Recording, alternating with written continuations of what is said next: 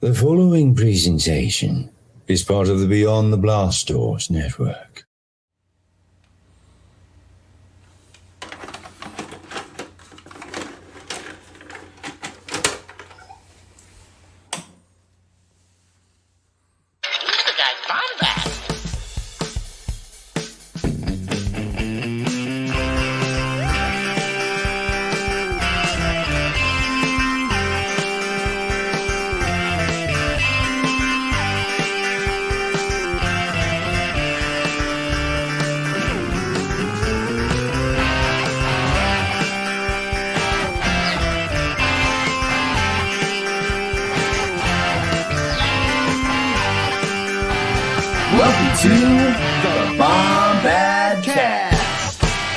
What is going on, Bombad fam? It's your boy, Scotty Jero. Super excited to be here today. We have a fantastic show going on right now. Cannot wait to get into it all the way. So before we do that, let's get our wonderful plugs in. I am Scotty Jero. We are part of the Beyond the Blast Doors network, as you can see up there, and I can do the weatherman thing. Jerry can't. So I'm very, very happy to say that right now we've got a bunch of great things going on the network. In particular, we've got 5 live shows, 5 nights a week. Monday, Hala Chronicles, all things collecting and gaming. Collecting and gaming. What? Collecting and I guess you could say merchandise. Go to them. Tuesday, you've got Around the Galaxy podcast with Pete Fletzer, a one-on-one interview show. It feels a lot like Larry King. Hey, we'll get to that later. Beyond the Blast Doors Live, which I am a part of with David and Arzu. We cover all things news. Thursday, Bombadcast and something else. Nah, just Bombadcast. But we are something else here. And of course, Friday, our one-to-one call-in show, which is called Force Connect. So if you are a Star Wars fan, you want your voice heard, you can always join them there. You'll be on the stream just like I am right now, and it is so fantastic. So you can always do that. And if you really like us, support us at patreon.com, okay? Patreon.com/Beyond the Blast Doors. If you want to, you can follow us on Twitter as well. And please, by all means, I think it is time to bring in our wonderful co-host, Jerry, the Canon Junkie Cable. Jerry, how are we doing today, bud? Hey, what's up, Bombad fam? How we doing, Scotty? I'm doing great, dude. I'm doing great. Oh, my goodness. I cannot believe what we've got going tonight. It is just I'm very excited. I'm so excited. I'm so excited. This all happened almost on a lark, but we won't get too into it yet. But, man, it is great to be here with you, my friend, on a lovely Bombad Thursday. Oh, of course. Where our lovely audience can be a part of the Bombad here live in the live chat. Thank you guys for showing up. Thank you so much. We love you. My parents are watching this show, and so I want to say to them, I'm going to be up for a while, so just don't worry about me, okay? Yeah. So anyway. That's excellent. Well, Jerry, is it time? Do you want to bring on our guest, or would you want to wait a second and do your advertisement first? Well, I would love to. I would love to bring him in because we love our sponsors here on the Bombadcast, and I want him to be a part of that. So, Scotty, you know what?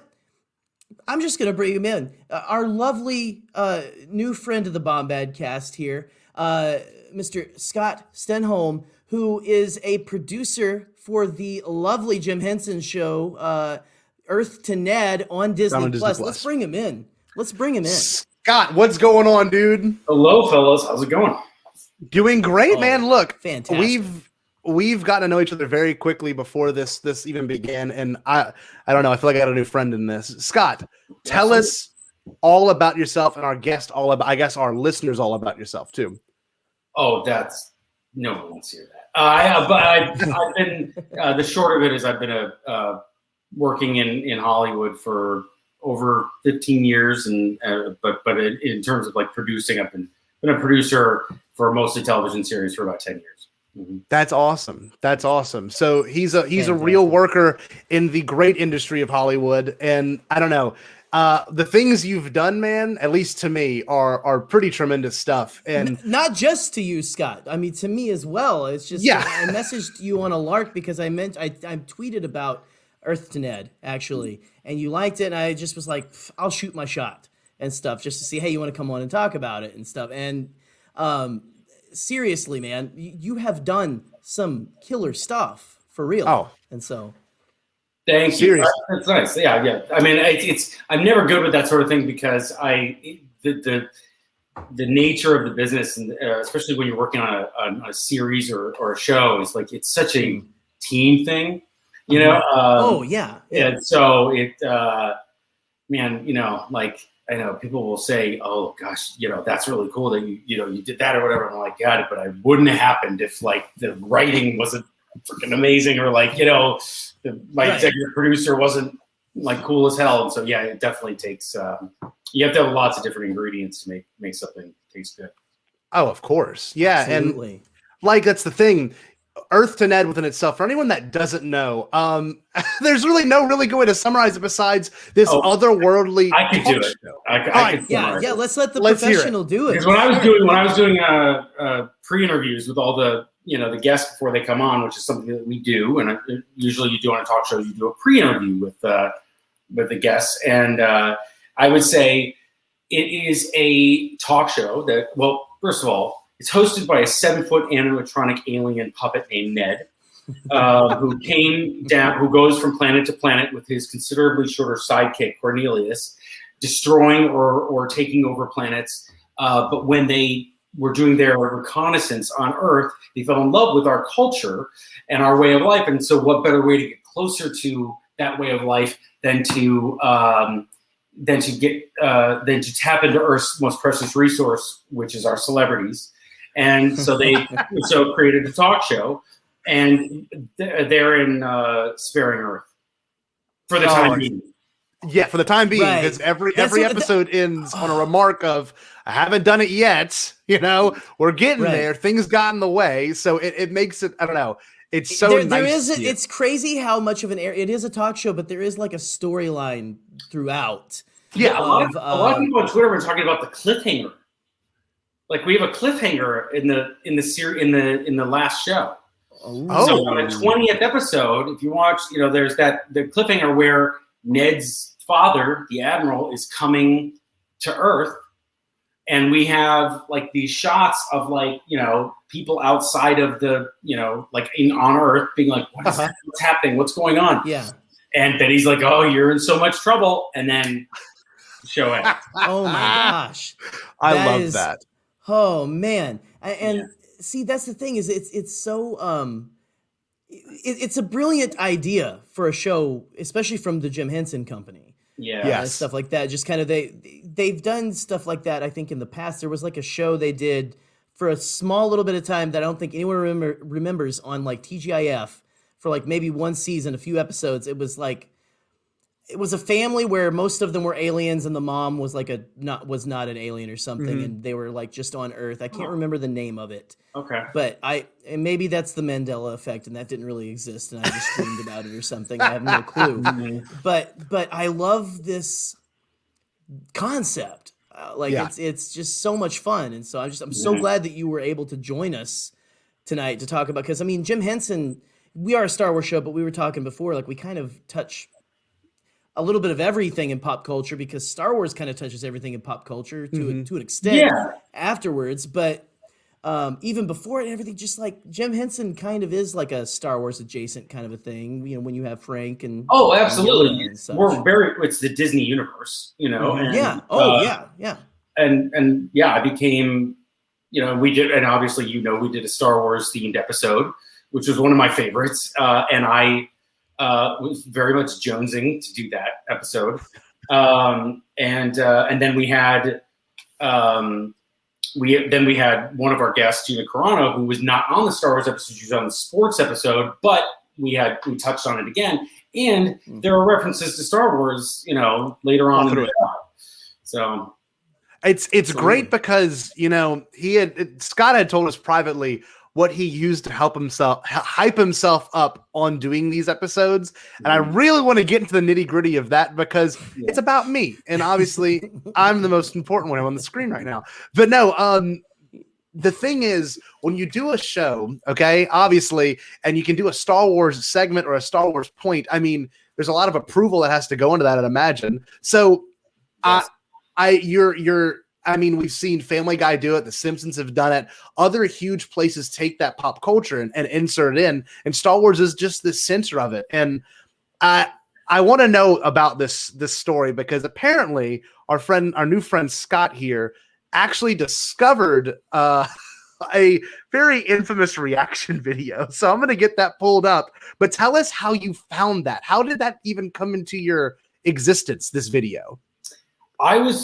When I was researching for Billy D. Williams to come on the show, because this was when we were doing in pre-production and production, and ahead of him coming on was before Rise of Skywalker. Mm-hmm. And so I watched that video so many times because I watched tons of stuff, and part of my job on every show that I've worked on is research. And you kind of you have to look at everything because you don't really know, and you don't know what gem you're gonna get. But I watched that. I remember, thinking one, it's in Chicago, which made me happy. And two, it was kind of like the biggest thing that he had done, Billy D. Williams had done ahead of that is the Rise of Skywalker premiere. And so I watched it, but it was just so, your reaction to it was just so genuine, and so you got me excited for it. And the music is what kills me. I'm such a movie score fan.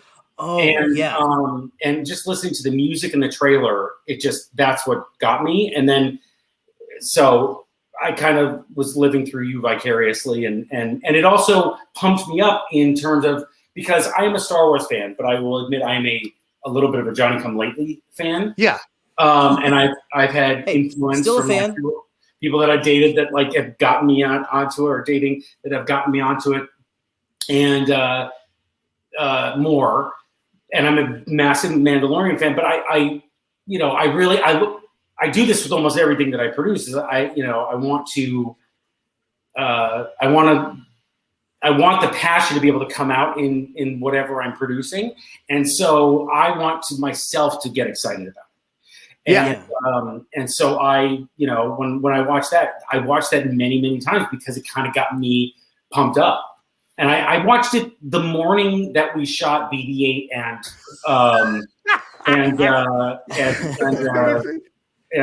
Billy D. Williams. Oh my gosh, that's tremendous. See, the thing is, well, you have Scotty reacting to it, that's got to, because right here, I think it's about to show Billy D, right? Yeah, it's right. I think it's in just a second, actually. Those are actually my shoulders. I always joke, those are my shoulders right in front of Scotty there. So I have famous shoulders. I'm always like this. It's like the SpongeBob Krusty Krab commercial. Like there I am, right there. Look, here's the Billy D shot where I freak out because people don't realize this. And you look literally at my students at the school I teach at. They all give me all kinds of hell because they're like, "Why were you crying, Mr. Jaro?" And I'm like, "Look, you got to realize this. There is something so incredible about this because we didn't know the title. We didn't know the title of the movie. We didn't know pretty much any of the plot. There. We didn't know if certain people would be in it. There was just so much up in the air. And so when it came out, you're in a room full of 60,000 other people, and they are just all emotionally connected to this thing. And the part that makes this is it. You're right. And Scott, that's so right. Like Scott was talking about, add the music in too. The music of that. They take the music of John Williams and dial up the emotion to 100. And it's insanity. Yeah. There was no way to not. I was crying too, but it's like there wasn't a dry eye in the house.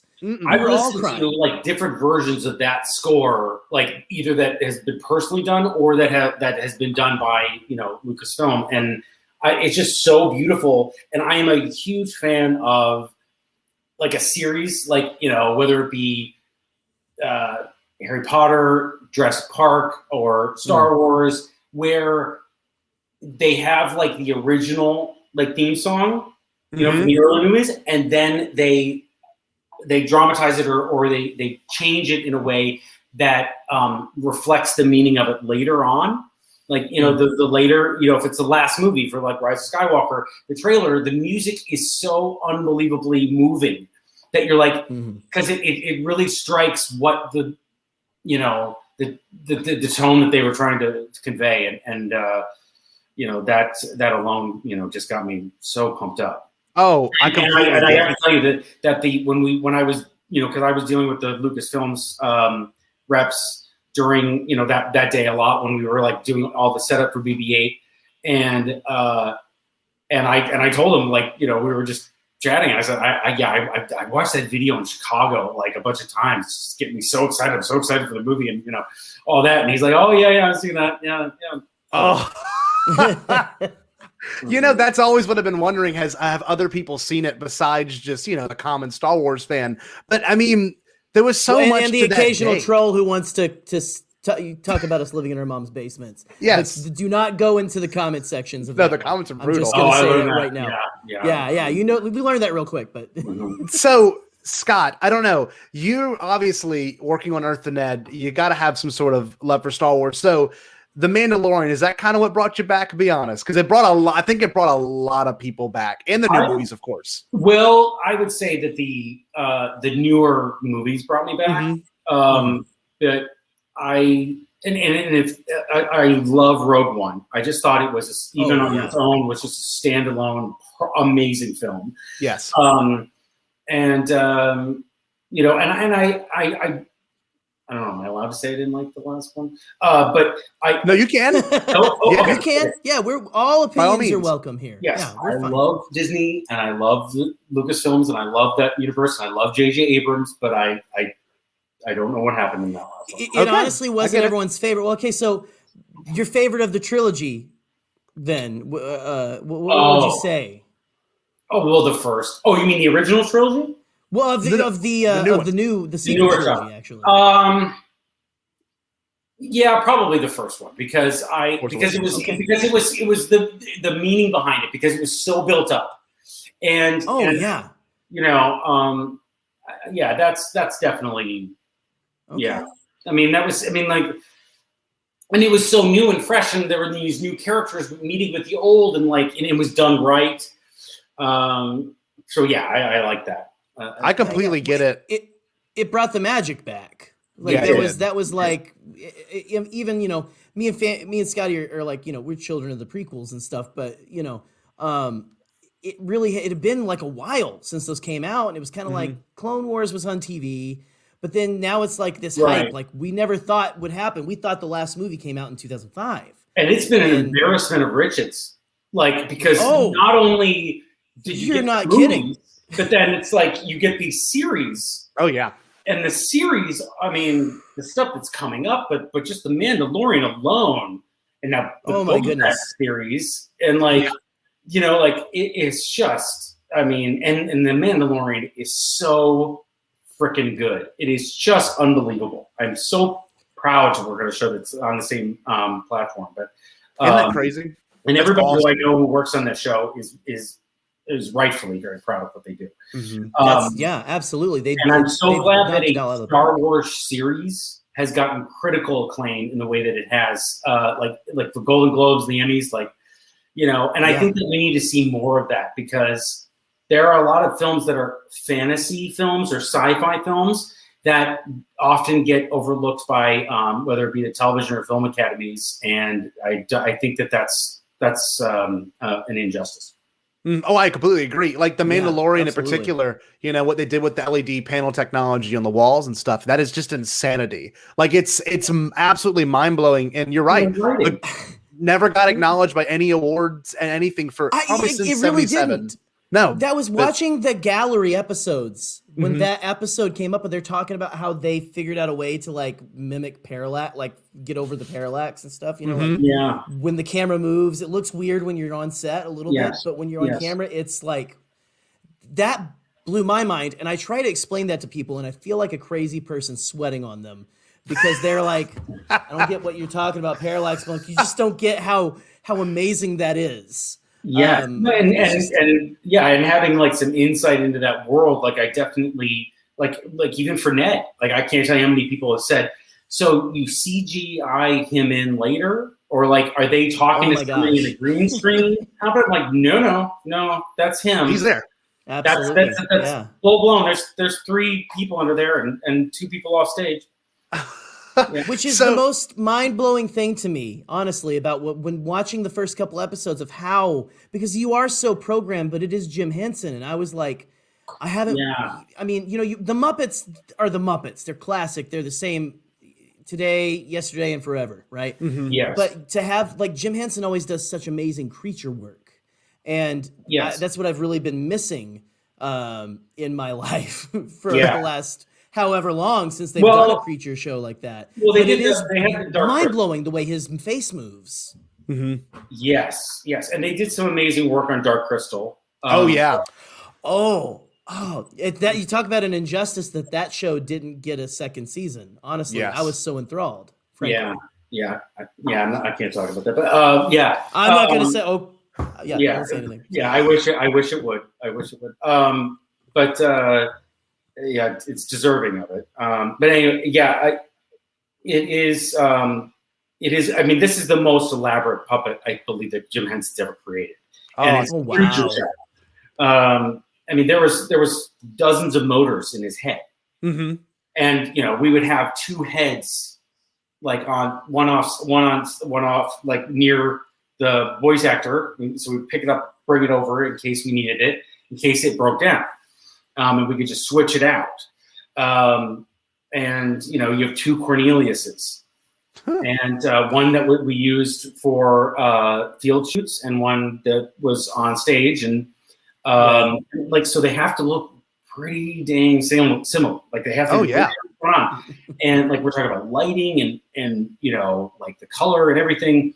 And ahead of us shooting, the producers and the writers, we went to the Creature Shop, we shot in the Jim Henson Studios in Hollywood, and the Creature Shop is in Burbank. And, there's just all this Labyrinth stuff in there and Sesame Street stuff and, the Muppets and there's just all this stuff in there. And I mean, it is a workshop. It's not like a museum, but it's like a museum. Yeah. And you're not allowed to, and even as producers, we weren't allowed to take any pictures. We weren't allowed to have our phones out. Wow. Yeah. I mean, there was stuff in there that I was like, oh my God, that's the thing from the Labyrinth right there, and but what they do is just nuts. It is just nuts. And what they did for this was incredibly nuts. And I'll tell you a kind of a funny story that really describes how realistic Ned is. Okay. Especially Ned is. We worked at long hours, and I kind of joked with the writers, the producers after we wrapped. There were days that were hell, but it was never hell. It was such an amazing experience, and I loved every second of it. But it was tiring because it was a you're not shooting like a normal television show. Yeah. And so it was a long day. I was pretty tired. I think I'd gotten maybe 2 hours of sleep the night before because I was up writing blue cards, which is questions for the guests. And, just whatever. And we were there late and got up early, because we were oftentimes briefing the voice actors at 5:30 in the morning. And it was towards the end of the day, and I went up to give Paul Rugg, who is the actor who voices Ned, who is off to the side, off stage. I needed to give him a note or tell him something. And so I walked on stage, and I walked up the stairs and walked onto the platform of the stage and past the cameras and next to a guest who I think was Jennifer Goodwin. And I started talking to the puppet. and so he's 20 feet away, the person I'm supposed to be talking to. I'm supposed to be talking to Ned, not Ned, the actor who's playing Ned, who's voicing him with his hand in a sock puppet, doing the mouth. And I'm like, okay, so that was good. I just think that one thing we don't want to forget in the next segment is we got to touch on this. And Jennifer Goodwin, who was the sweetest person in the world, was like, what's happening here? And I mean, there were people in there, but it was like I was talking to the head, and like it was very weird. And I was just exhausted, and like finally, I think it was the woman who did our props was like, Scott. I was like, oh yeah. Just kidding, guys. Just kidding. I walked over to Paul. Oh man, it was like, yeah, it's been a long day. It feels so real, though. I mean, when you watch it, you think he's a real. You really like when you watch it. I'm convinced it's a real thing, and like I don't know. I've been enamored by puppets. Obviously, we watched Star Wars. Yoda's a puppet. I mean, a lot of the early work for Jar Jar was puppetry. Sorry. Exactly. I had to. Yeah, so I didn't mean to ruin that for anyone. But like, you look at this thing and you're like, this is just an insane, intricate, just complex. It's hard to suspend your disbelief there, and I'd imagine it's exactly what happened to you, Scott. Yeah, and it was so good because the fact that it was pulled off so well is a testament to the people in the creature shop who made it, the designers of it, the artists who made it happen, the tech people who kept it up, but also the puppeteers are just the talent of the puppeteers is just mind-blowing. I mean, I had respect for them before, but like it was nothing compared to what I have now because there are 3 people underneath Ned, and one is in the body, moving the body. Then there's 2 people moving the hands because he's got 4 arms and hands. Yeah, and then there's another guy who's off stage next to Paul, or who voices Ned, who is doing the head motion, like the scales on top and the eyes and whatnot. And then you have Ned, who's Paul, who has his hand, like I said, which is basically looks like a sock bucket, and he's doing the mouth. And you see, as I'm talking right now, I'm doing that because my central nervous system and like my brain is connected to my spinal cord and all that, and it knows to do this. Of course. Ned would act like I am right now, but it was 6 people or like 5 people that were doing that. Right. I mean, I don't understand how that's possible, They are his central nervous system. It is unbelievable. They would anticipate that he was going to be the actor was going to be sarcastic in a moment, and then the voice and the head and the mannerisms would all match, and it would happen in real time, and it wasn't scripted often, and it was truly amazing, and I'm just in awe of it, really. See, that's wild coming from where you have worked previously too, only because one thing you can bring up before we kind of deep dive and look at some behind the scene pictures, some exclusives, if you will. Our guest, Scott, actually was a producer for 3 seasons on Larry King's Hulu show, right? Am I correct? I was both of them. I not so much, but I did his political show called Politicking. Some stuff for that. Produced and wrote some stuff for that. But mostly I was one of the 3 editorial producers, which is basically we were like a producer is assigned an episode, and that full episode, that producer has autonomy over like from conception, sometimes booking the guests, all the way to editing it and publicizing it. So that I was for 3 seasons. That's just incredible, and unfortunately with his passing recently, a lot of things have shown up with like other talk show hosts doing like tributes to Larry King. And I don't know, can you tell us more about him as a person? Because he just seems so real and so genuine that I'd imagine it really was him. And most people say he was just 100% himself all the time. And he was one of the few people that would like get these insane interviews and like just get into it. Like he gave people almost like a security blanket of sorts. Just like we can talk. Like I'm here for you. Did he give you that same treatment, Scott? Oh God, yes. I mean, I have a couple good stories with Larry that I should share, but that will kind of like sum up who he was. But I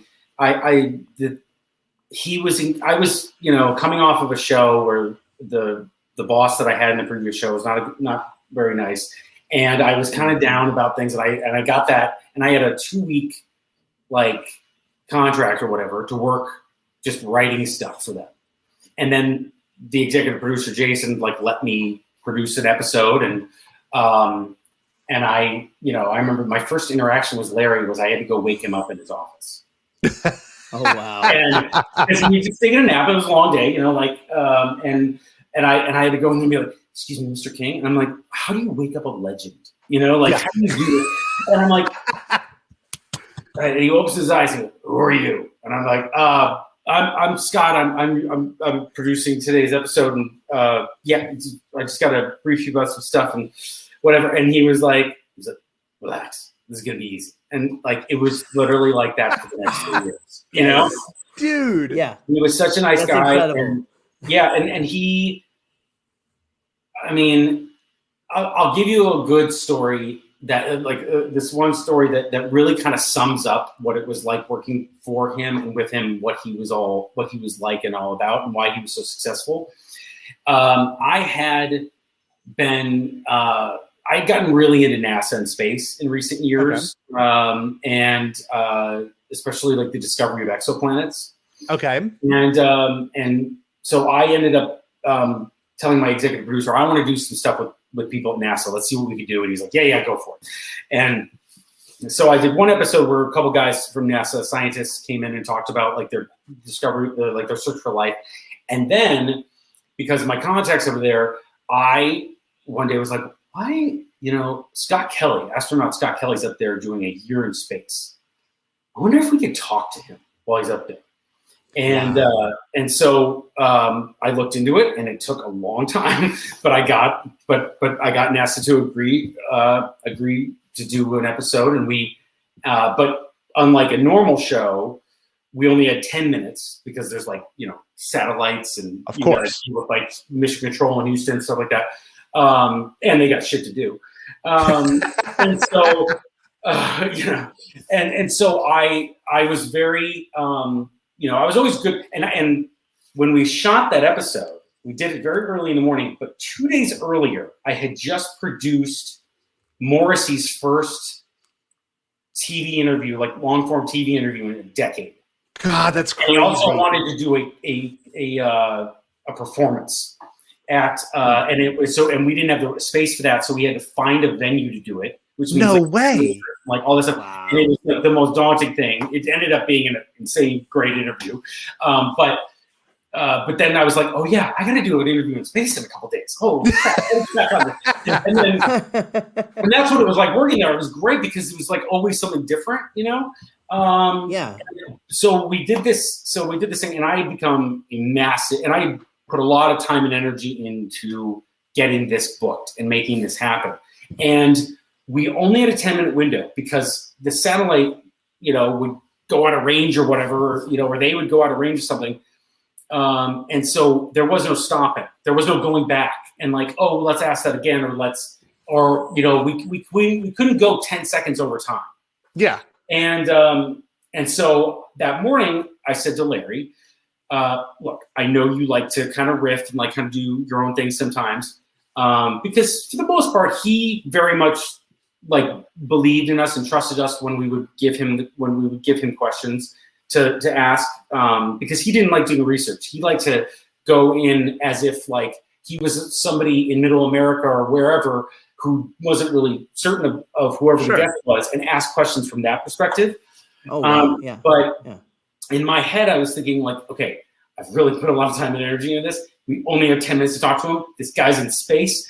There's so many like important questions that I want to ask. Like he's floating up there. Let's do this. Okay. There's no time for like random questions that you may, ask Amber Rose. So, so I was like, Larry, I need you to stick to these 10 questions and these 10 questions only. Yeah. And because usually we would highlight, like the ones we really wanted to touch. I highlighted all 10. Like, this is it. I love you. You're the man, but like, you need to. Gotta do. And he goes, and he was like, okay. And then like, I checked in with him like 30 seconds before we were going to go. And we're like, I got a headphone on, like talking to mission control in Houston, and he goes, and then I go, Larry, we good? And he goes, yeah. He goes, I think I'm going to ask a couple of my own too. And I'm like, no. So I'm like, oh my God. I'm like cold sweat hits me. Yep. As I drink my Larry King now. Oh, my nice. gosh. Yeah. That is And, amazing. I was like, oh, no. And then what he ended up doing was he asked every single one of my questions.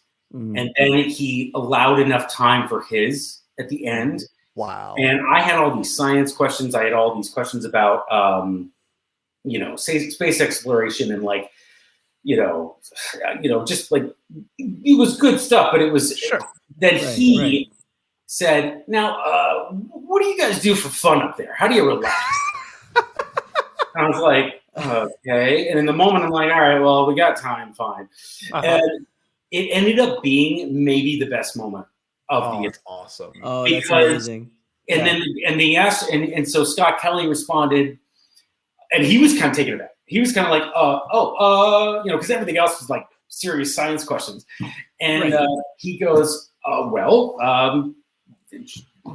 my fellow, American astronaut, we've been introducing our colleague, our Japanese colleague, to Breaking Bad. We've been watching a lot of seasons of Breaking Bad,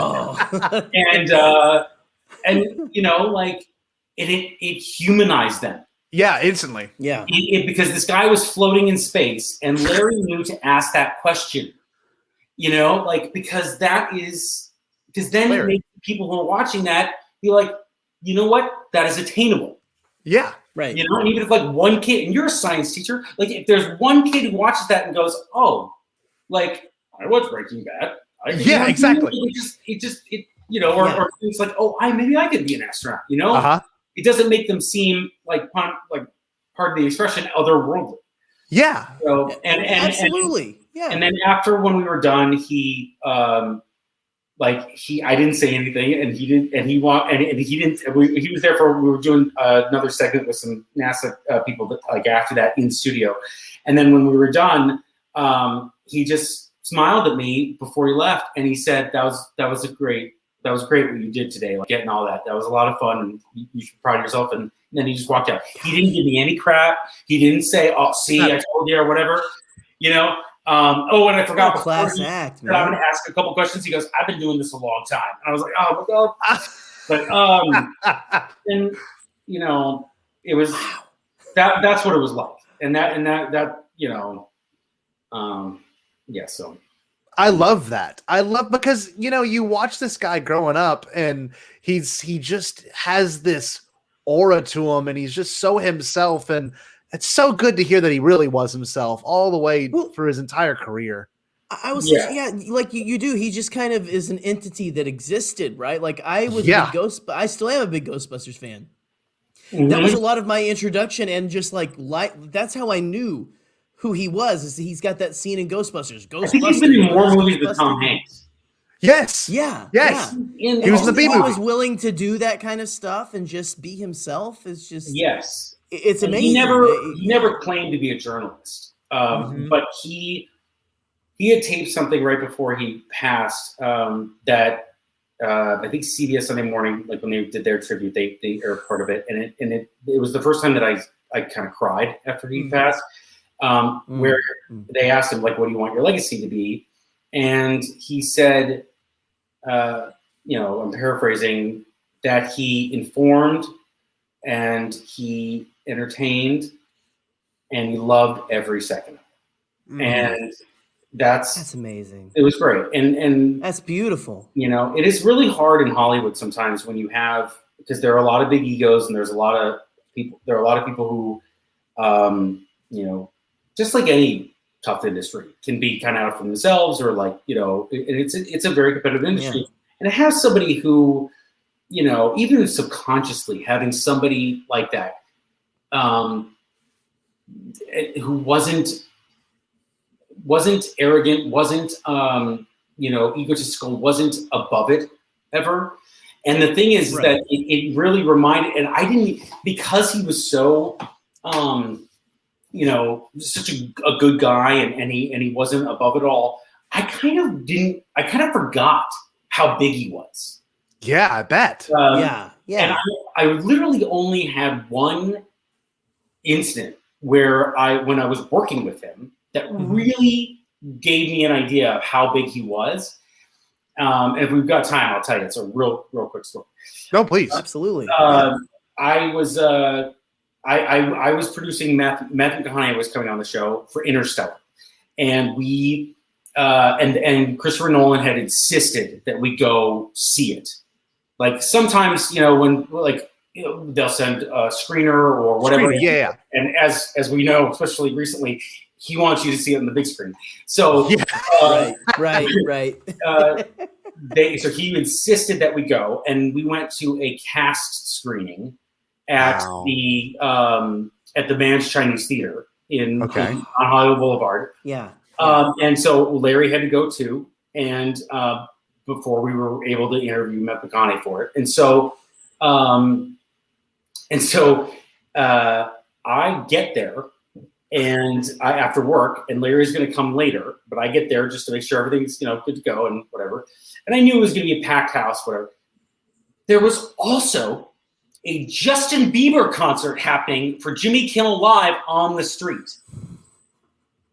So Hollywood Boulevard is blocked off, and I knew somebody at Kimmel, like I know people at Kimmel, and I at first I'm like, what is going on here? Like, this is way too worse for a normal Tuesday. And so I texted my buddy, and he's like, are you joking me? Like, Bieber's performing. And I'm like, so a place that was already touristy, now it's like literally every tourist in like west of the Mississippi is probably there. And it's just packed with people. And I've got to get Larry King from his car 2 blocks away. Like his driver's been dropping off. And I have to get Larry King from there to the Mann's Chinese Theater in time for this screening. And I walk up to the publicist, like there's like a publicist table, like checking people in. And I was like, they're like, hi, who are you here with? I'm like, Larry King. And they're like, oh, great. Is he here? And I go, no, but we didn't know this was going on. How do you expect me to get him to this? Because like I knew he was a star because Oprah made a comment once on our show. Like I went to Africa once, thought I was pretty famous, and I was in a remote village, and they ran up to me and said, "Are you an American?" And she said, "Yes." And they go, "Do you know Larry King?" Wow! And because he was global, and oh yeah. And so I had kind of forgotten like how big he was until I had to walk him down Hollywood Boulevard 2 blocks. And it would have, on a normal night, would have taken 5 minutes, 7 minutes. Yeah. And it took about an hour and 5 minutes. Was he taking pictures and everything? Was he being, Oh yeah. And the thing is, like, he was trying to get, what a sweetheart. he was trying to get moving, but he didn't get there. But at the same time, like he is not a snobby person when it comes to that kind of thing. Wow. And he was incredibly but I mean, we're talking about like so many people, and not just LA people, because LA people typically are like, okay, we know not to go up to people. Sure. Because it's not right. A lot of people are in the industry, or it's just you see these people in line at Starbucks. So, but this is people who are like, this may be the only celebrity I see on my trip, and so. Wow. And it was a celebrity that everybody knew, even if the kids didn't know it, their parents did, and everybody went up to him. No way. And he's also the kind of celebrity that people feel like they really know because they went through things with him. Yeah. Right.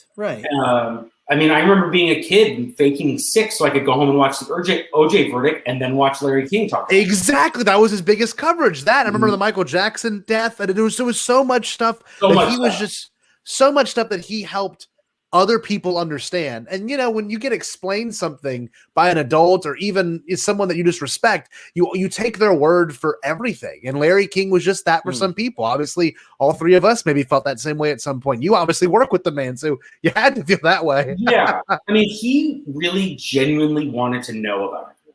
He really cared. He wanted to know everyone's story. And what amazed me and what made me really, truly respect him is if Anthony Hopkins was sitting in front of him, he was the same way if he was talking to like a new artist.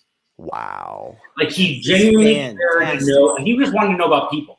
Like he has said, like, you know, I want to know why a bus driver drives a bus and what is his day like, and like, you know, it's amazing. So, and that innate curiosity then could also be comical or frustrating at times, because when we finally got into the Interstellar screening, we ended up sitting next to a reporter from Rolling Stone, and then who I knew, and a reporter from Us Weekly.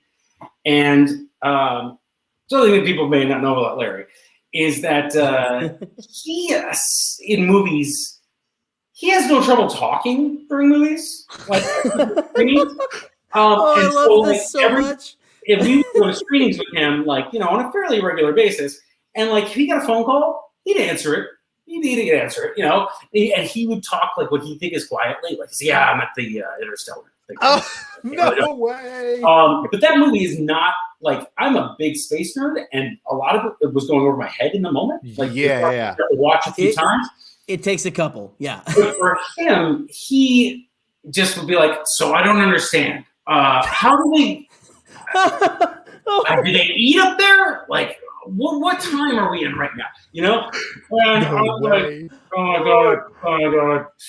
What there you got? Oh, I love it so like, much. This is gonna be an Us Weekly. This is gonna be a Rolling Stone. I know it. But it was, you know, he was just. It was so hard to not love the guy. Oh, that's amazing. Now, working with Ned, was it the same way? Yeah, well, in many ways, it's a little bit of a diva. Yeah, right. No, I mean, most of the hosts that I've worked with are all great, and Ned, the voice actor who plays Ned is Ned and Cornelius and Betty. They are just unbelievable talents. Like, it is hard to believe, especially because you interact with them when they're not in their character, and you're yeah, this isn't like they're playing themselves. No, you know? Well, now, Scott, if I may, sorry, Scott, if I may, like, so, because a lot of people are Jim Henson fans, like when they're young, like it's a very like, you know, tons of people are just like, we love these characters and stuff. So it's always seemed to me that the Jim Henson company, like Frank and Jason, like all those guys are just seem like they would be so approachable and just so like down to earth. Mm-hmm. Is that kind of how it is too? Because it just seems like they're just like, we're just loving what we're doing, like having fun. I love the cut scenes or the behind the scenes where they're just like talking with the Muppets like they're normal people. Mm-hmm. Yeah, I love that stuff. Yeah, absolutely. Disney Insider. Yeah, it was good. Yeah, I agree. And you know, I mean, everybody I worked with, it was some of the best people I've ever worked with, and right.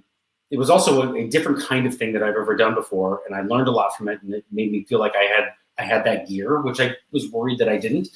But I don't think it would have been as easy and as fun and as rewarding if it wasn't with such a wonderful group of people.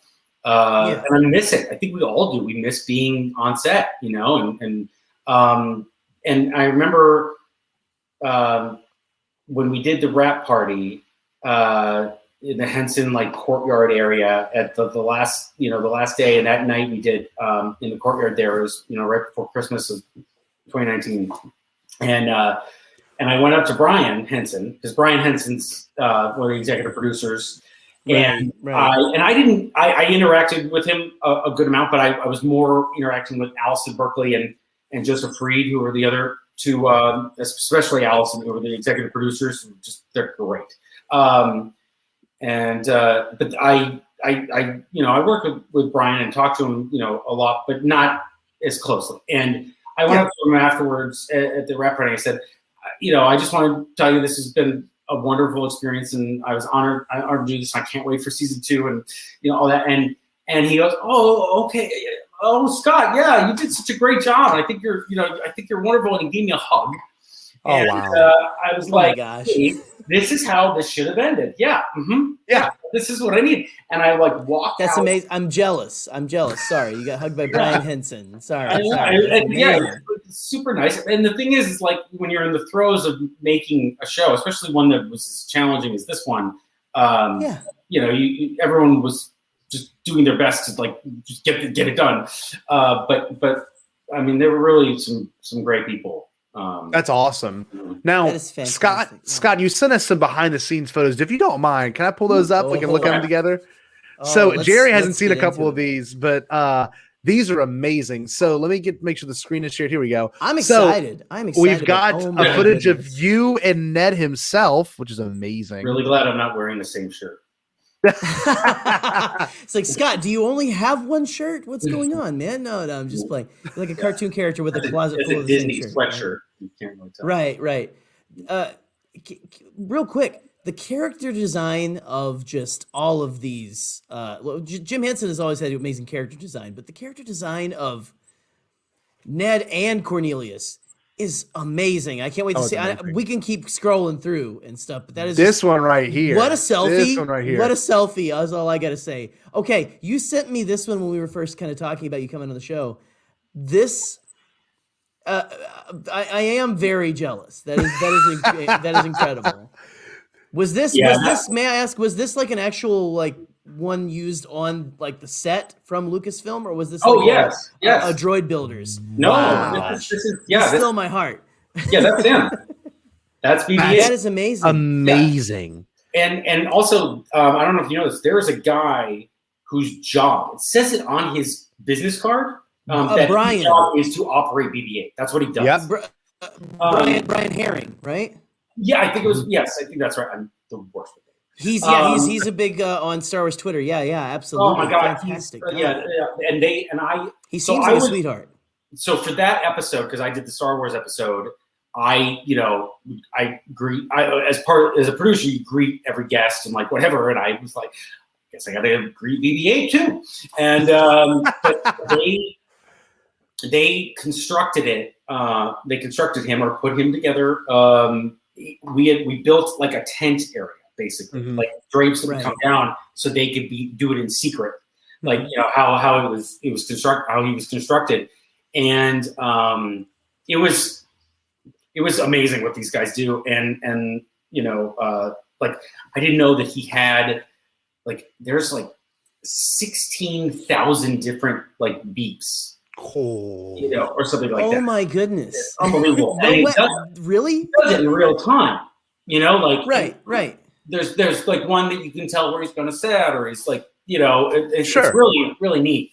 The interaction, and I don't think anyone was as excited for any other guest as that one. Wow! Oh my goodness! It's a testament. Well, and especially you have I'm kind of thinking like that. It was him because Brian Herring is BB-8 essentially, right? Like that is it's which of course you got him. That's just I don't know why. It's just like you think like we go to Celebration and stuff, right? Yeah. And I saw a BB-8 and it's mind blowing when you see these people who passionately that's their passion is they build these things and they're in their spare time. Yes, and it is like there was a radio controlled BB-8.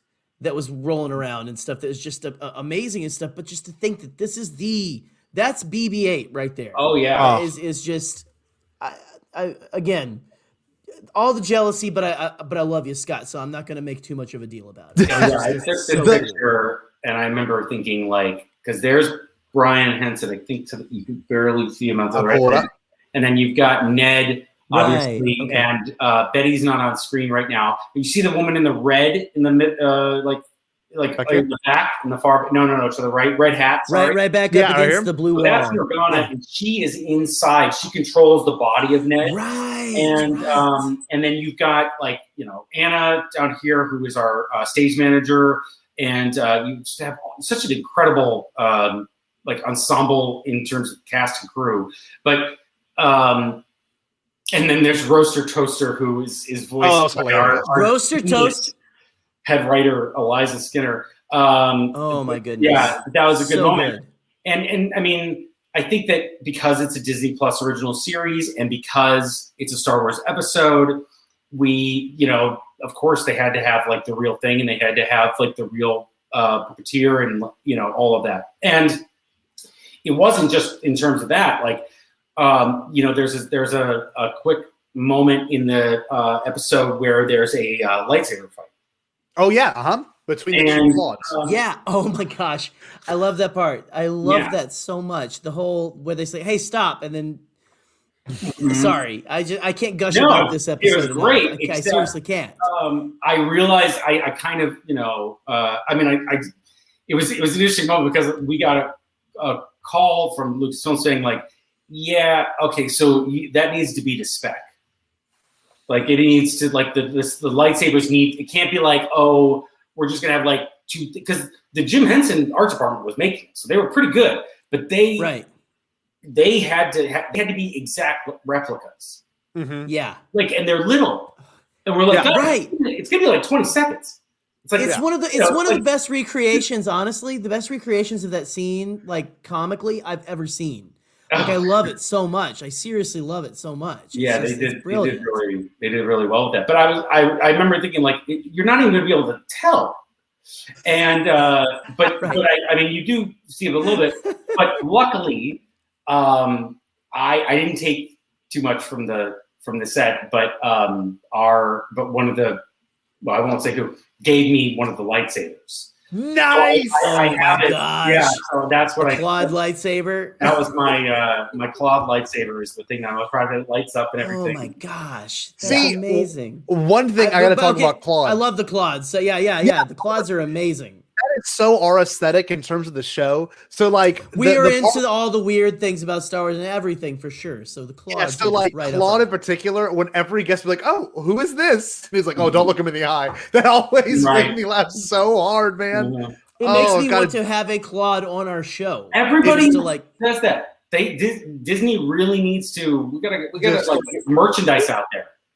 For real. We'll blast it out for you. Yeah, we need more Claude merchandise, guys. Come on. Everybody wants a Where's Ned my Claude mug t-shirt? and a Claude. Yeah, so like to me, Ned is someone that you would find in Tomorrowland as well. I'm surprised they haven't pushed it. Everybody's talking about this. Yes, it does. No, seriously, it does. It feels like that. Mm-hmm. Yeah. No, you can have this ode stage.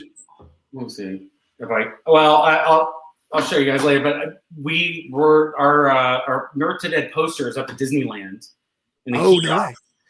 In between California Adventure and Disneyland, I think. Yeah. Oh wow. And it's so neat. I don't know why, but that I sent it to our executive producer because someone had taken a picture of it. The reviews are nice and everything like that, and like it's good to be on the platform. But it was like, I don't know. There was like the kid in me was like, oh, the show that I did is at Disneyland, and man. Yeah. That's tremendous. And like the next picture I'm going to show is a pretty cool. Do you collect any Funko Pops? I wanted to ask this before we go into the next image. It was just a one-off Funko Pop. Yes. So I got a couple of those. Oh my God. Look at that. And that is incredible. Yes. Is Andy still in the chat? We have our collector show. Andy and Josh from Holo Chronicles. One of them's in the chat. They're probably salivating right now. So I didn't know if we were going to do something, because sometimes you get things like props or whatever and just in case. And because we were going through different ideas of what we were going to do for that episode, and one of the thoughts that I had on it was sort of like him commenting on his figurines and whatnot. And so I got the bobblehead one, but I also got the the legit one, like the original, like his character. And we ended up not using them. So I got them signed, and that was a neat moment. Oh, how cool is that? And Billy D always seems like kind of like Larry King. I don't know. I mean, him obviously better than we do, but like he seems just really himself. And the interview that Ned had with him was just like, I just want to play Lando. I wouldn't play anyone else besides Lando. I'm like, it's like so Scotty good. when we saw him on the episode 9 panel at Celebration. It's the same. Yep. He's Lando and him. There's no separation, and he's just it's part of a guy. Mm-hmm. Yeah. Yeah, where does it begin? Yeah. Mm-hmm. So you got another picture for us right here. It's a behind the scenes picture. It appears of you with your feet propped up, getting some work done. And so what is that? What do we? So I think what it appears to be is the back of the stage right there, right? Am I assuming that? Yeah. Correct? So that is that's an area that it's sort of like up in the wings. This is backstage, like the back. If you want to call it not the backstage, it's sort of you walk into the studio. Go to the right, you go upstairs, and we had a control booth. We kind of had to build out, and then also that like wing up there, which is where like agents, managers, publicists, or executives from Disney or whatever could sit. And I would oftentimes, because a lot of the job was just writing questions. Yeah, and I would go up there just to think, the better. And this was before the set was fully built, and it is unbelievable what they did when you look at the final, product and where it started, where it was just an empty room, and then what ended up being built is just incredible. Oh, it's so beautiful. awesome. That is, and our designer Darcy, her set was just nuts. Oh, it's gorgeous, and like we got a picture so of Ned actually being. I don't know if it's just one of the heads to like test the actual puppeteering, but it's a great image. Yeah, so that mouth moves with, so they both move. So the one on the body of the Ned that's being used on stage, and that also they move at the same time. So basically, Paul, who's the one on the left, who's got the mic in front of him, Paul Rugg he's the voice actor, and he's got his hand inside, like I said, that sock puppet. And so he can watch himself talk. Oh, wow. My goodness, that's brilliant. Yeah, and then the gentleman on the right, he is doing other like motions of the head. Yeah.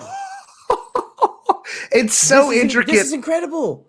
Yeah, because it makes so much sense because, if he can't see right on, you want to see if you're doing it correctly. Yeah. And such. Yeah. And, like when you first mentioned it, the sock puppet, I'm like someone in there with Morgana, like moving the mouth and she's moving the body, which would not work at all. No. There's a ton of motors in his head. Yeah. Mm-hmm. Oh, that is just absolutely mind blowing. It really is just to kind of see. It's genius. It's genius, honestly. It is genius. And like you said, Scott, I mean, this is probably the most complex puppet they've put together, number one. But also in terms of personality, yes, we know Jim Henson's been known to make very personable characters. I mean, Kermit obviously is one of the ones that have changed the entire culture of this world. And like I was just doing all of the Muppet voices with my kid, honestly. Right exactly. So like that's hi ho there. I have so much. Oh, that's pretty good. Thank you. That was what I was known for before I was in a podcast. Oh my god, that's so Kermit the Frog here. Yeah, I have so many pictures with Kermit. It's nuts. Oh, I couldn't imagine. Oh my gosh. I seriously could. Kermit is like my spirit. I'm like, oh hi there, hi ho there, guys. Oh my gosh, that's amazing. So we also I got a picture right here of Brian Henson's actual chair. So man. I love a sick director's writing chair too. That's awesome. That's usually where I would sit. And wow. That's so cool. Yeah. That's Video Village, we call it. Yeah, I've heard that term before. That's amazing. That's amazing. Oh, it's just wild. I don't know. There's a couple more images. Let me get them pulled up. I've never been more interested in a shot of just chairs, honestly. And let me tell you something. So not only are there 5 or 6 people operating Ned, but the head writer has a headset on and is talking to our voice actor, Paul, doing Ned, to say, well, let's move on from this question, or make sure you ask this, or like we'll give him material in the moment. Wow. So it's like they're just everybody's like it's all happening at once. God, it's wild. So it's incredible. One of my favorite guests and probably one of my favorite people ever is Reggie Watts. I just wanted to ask about him real quick. There's so much in there. Yeah, no, it's all good.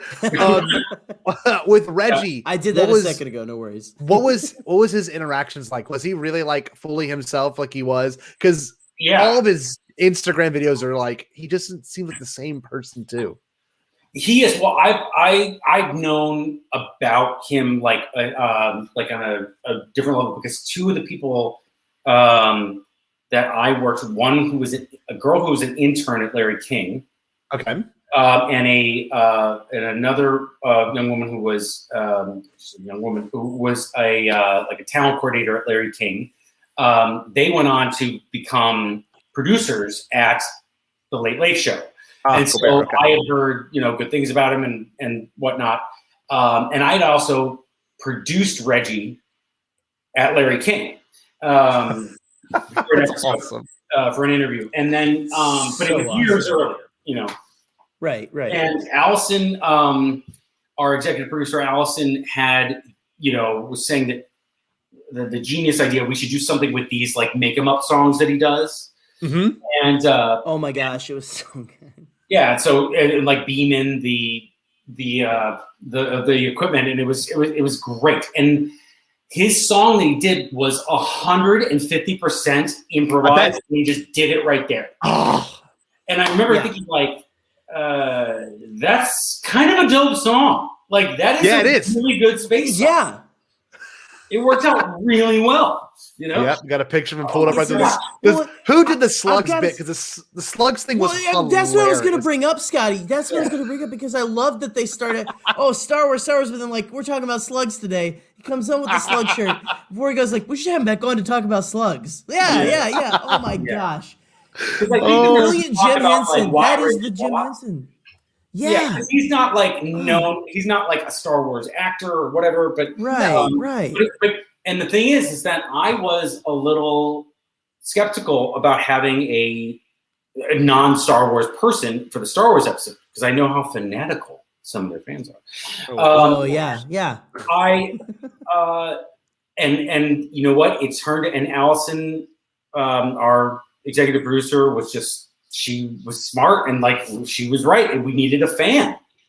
And it's good to have that perspective for sure. Yes, it was, and it turned out to be so good.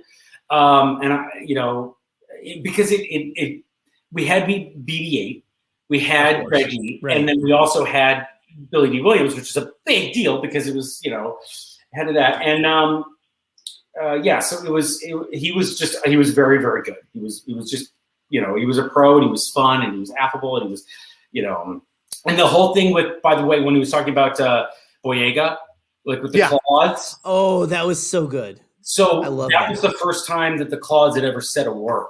Was wow, Boyega. Really? Yeah. Boyega. That was like one of the best. Like I loved that bit because I've only seen him on like just a few things here and there. I don't follow him like on Instagram or anything like Scotty, but seriously, just like I love that quirky sense of humor and stuff, and just that, he's great. That's like our aesthetic, obviously. Yeah, he's a legend. It's so fun. Yeah. Yes. Yeah. I just love the idea of him coming on, and like I know he's a goofy guy too, but just like coming on and doing his thing, and it's just exactly how I predicted him to be. It's so awesome. I love that. Yeah, and he's a good episode. I'm gonna. Oh, I'm sorry. I was gonna pull a picture of Claude real quick, just so everyone can get a visualization for it. And if you haven't watched Earth to Ned yet, I know Scott will be the first one to tell you. Go like once this is done. All of you guys in the chat, go watch the first step. Go binge, man. Seriously, I'm honestly not done with it yet, but it is so like it's so good. It's so good. Hilarious. I love some Cornelius, man. Cornelius is amazing. Okay, I love how he ribs like Ned and stuff like I work here. This is so good. It's so Michael, the voice actor is Michael. He's inside of Cornelius, and he both for the field shoots and on stage, and he is a oh my goodness massive Star Wars fan. Like we're talking about like oh my gosh. He knows because when we did that whole, I think it was we did a quiz with Gina Carano and like what you know about the Star Wars universe.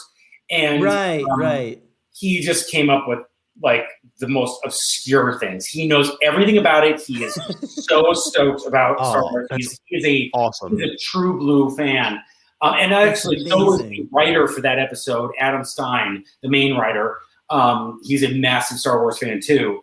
But yeah, those guys like it was good having those guys like involved in that episode because I like Star Wars and everything, and I've become a much bigger fan as time has gone on. But they know everything, and they right. You know, and so they were very, very excited. Oh, that's awesome. Well, I got one more goodness. BTS thing I want to share with the viewers, and thank you everyone that's been here and been chilling in the live chat with us. I'm sorry I haven't given you all that as much attention this episode, but Scott has got some tremendous stories. So I'm going to show a video that Scott sent to us of BB-8 interacting with Ned. Now this is obviously before editing, and this is on the soundstage in the moment. So give me a second. Let me get this pulled up. So, it's so cool. All right. I don't know if there's going to be any audio. Amazing. Not that it matters, but I just want to show everyone the footage of it. Oh, you can hear it. Hold on. Let me see if I can get the audio shared. Give me 1 second. So get that up there. Yeah. Oh man, it's just so cool because this seems like a daydream. Like it really this interaction with BB-8, how he is really, the puppet 100%. Someone's doing the job there. I couldn't imagine. No, it was amazing. And I said this after when the show premiered on Disney Plus. Okay. A bunch of us, the writers and the producers, we got on a Zoom. Yeah. Obviously, because and right. We all and we had, some of us had talked some but it was like the first time we'd all kind of been together since like December, January, and we were all just reminiscing about it and talking about it. And one of the things that I said is I every time that I was there, every time I went into work, every time I was on set, even when days when I was stressed or busy or felt like I wasn't doing well, I never took for granted what I was doing, because I knew like you're very lucky, you're very fortunate to be working on something like this, because it was magical. It did feel magical.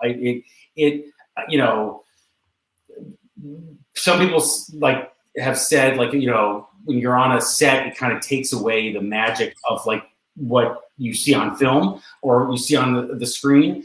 And for this, it was almost like I feel like he was even more so in person. Yeah. So, yeah. Oh, I love that. Well, look, I'm gonna get everyone's faces pulled up. We can watch this video live together. I haven't watched any of this yet. This looks I only so feel cool. comfortable with you showing this because other people have showed their videos. So. Okay, good. right. Don't want to come after Scott. He's our friend. Come on now. Here we go. Some good BTS right here. Let's see it. Thank you. I'm trying to show myself. We're having some trouble with our robot. Bad motivator. You need to take a look.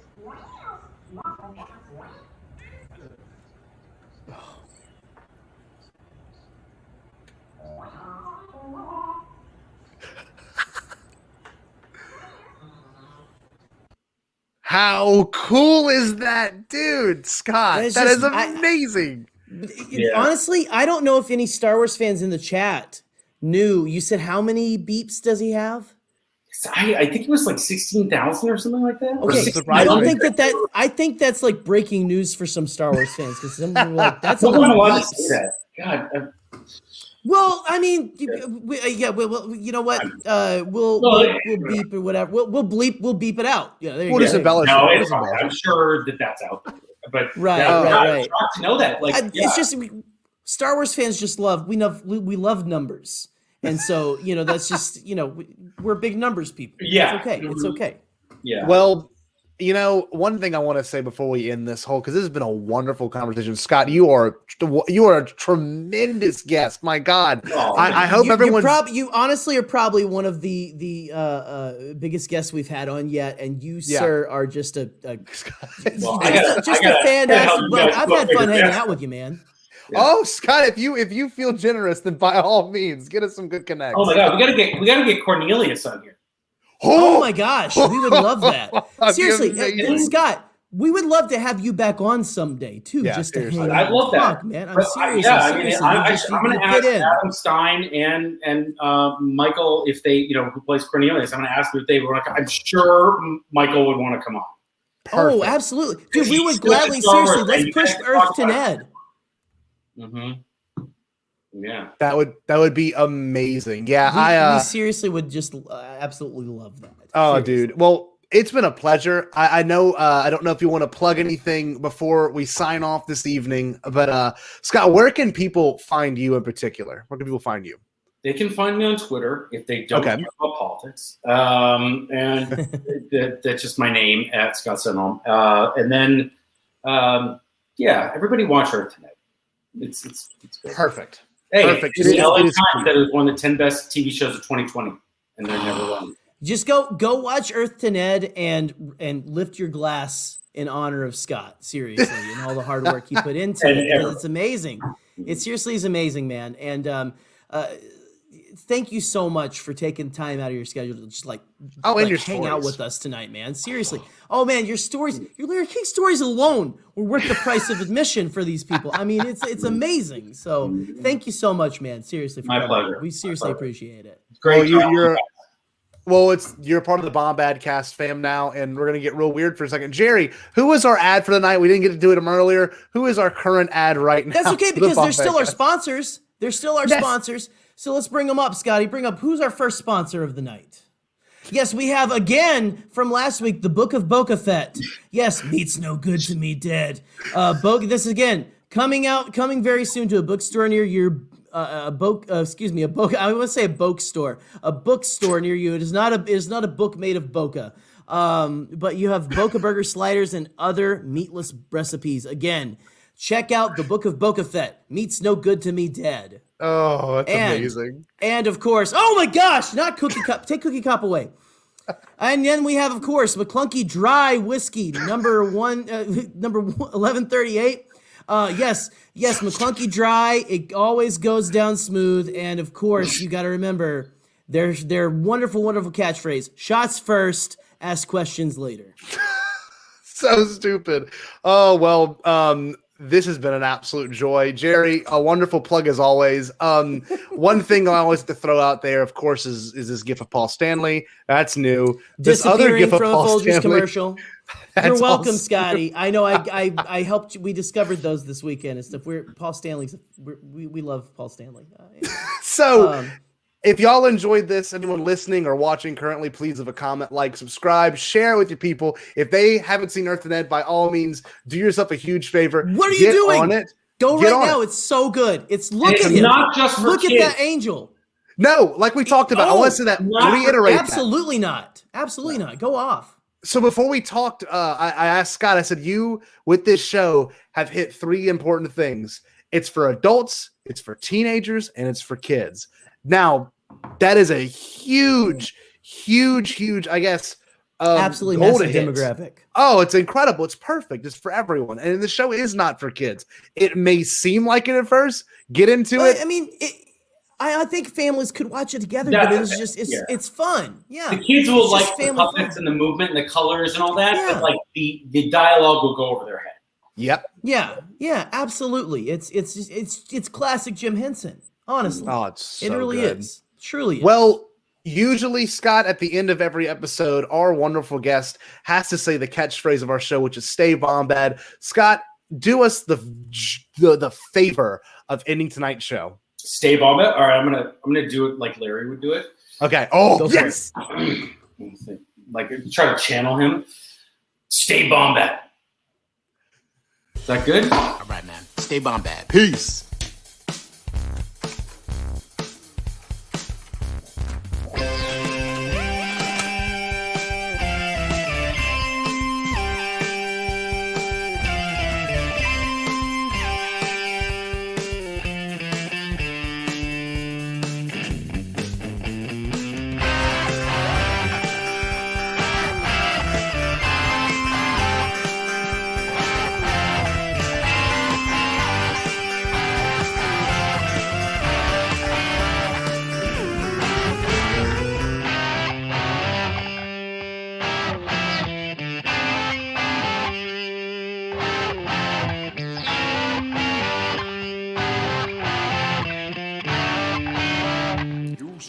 All Bombad.